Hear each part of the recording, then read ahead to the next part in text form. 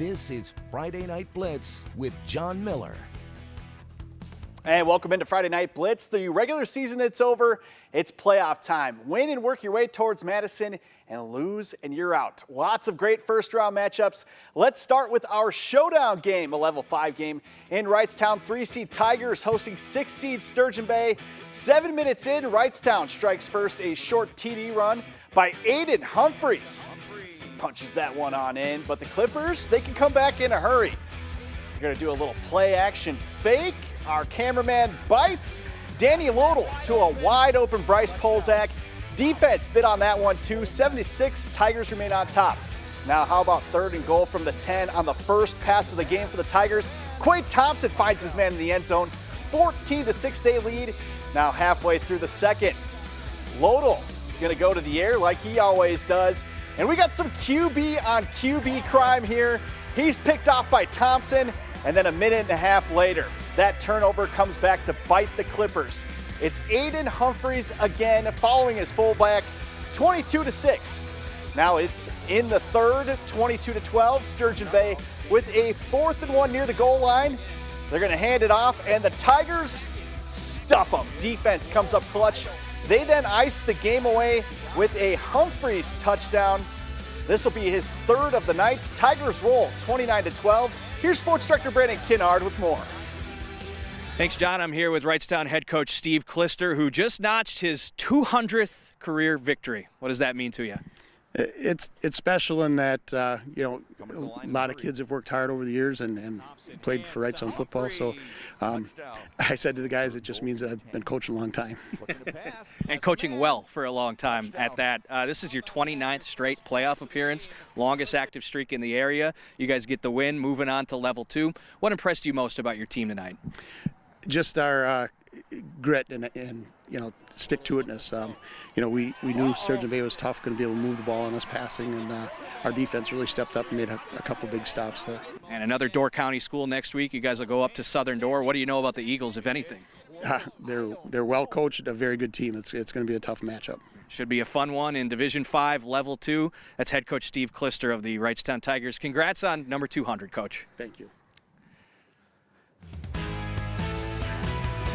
And thanks, Brandon. In Division 1, a rematch of last week. 2-seed Kimberly hosting FBA conference rival Appleton North. Does Lightning strike twice for Kimberly with back-to-back wins over the Lightning late in first half? Carson Pendleton to Marcus Doucette.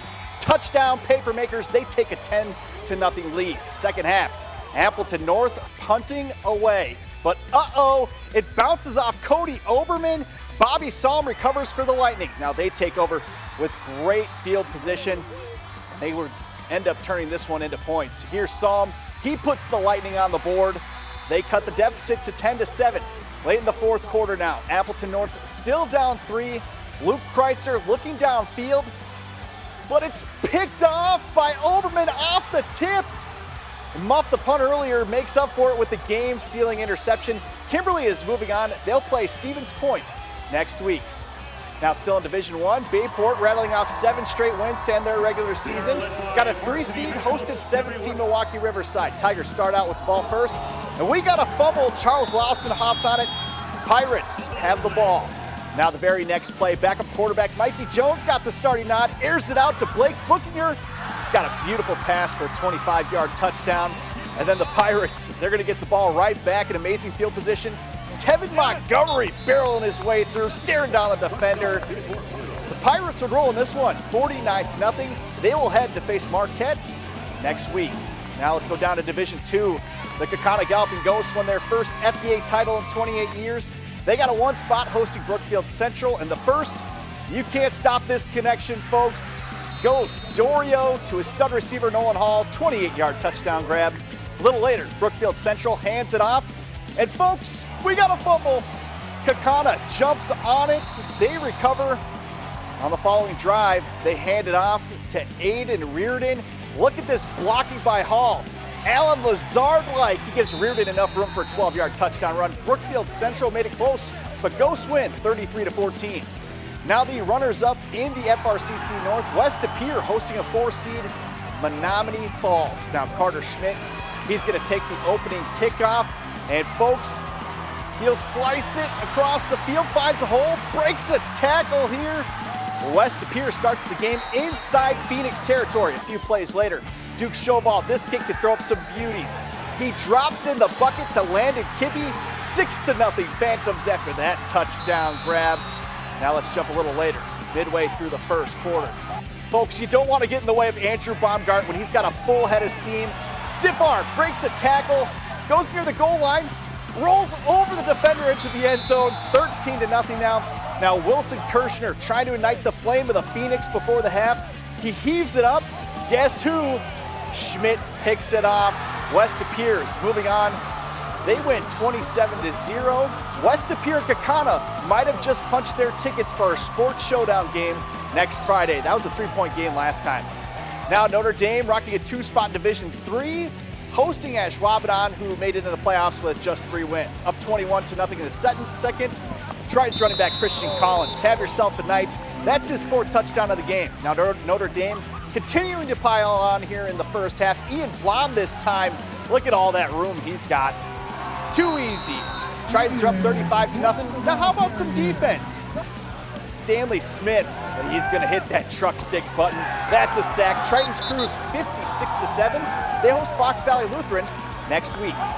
In Division 5, Luxembourg Casco hosting conference foe Little Chute in a 2v7 battle. Spartans won by 21 last time around. Up quite a few in the third. Handoff goes to Chris Vanderwielen. It's 30-0 on that touchdown. Now why not one more on the ground? Andrew Kloss rumbling on in. Luxembourg Casco wins 37-6. They host Kiel next Friday. In Division 6, a perfect Pewanee team with a top spot taking on Packerland foe Oconto, who they beat by 28 back in early September. This game would really be no different. Up a score in the first half, Maddox Miller takes the punt, splits the crease. He's going to the other sideline. That's a long punt return for a touchdown. A little later, Owen Carlson. This kid's a truck to bring down, folks. Barrels his way in for 15 yards out. Pewanee wins 42-0, and they host Cedar Grove, Belgium next week. Now don't go anywhere. Next up is our Play of the Night. We'll be right back.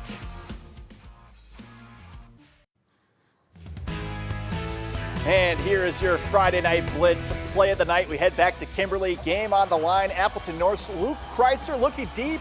His pass is tipped and picked. Cody Overman, who muffed a punt earlier in the game, gets some redemption, sealing the game with an interception.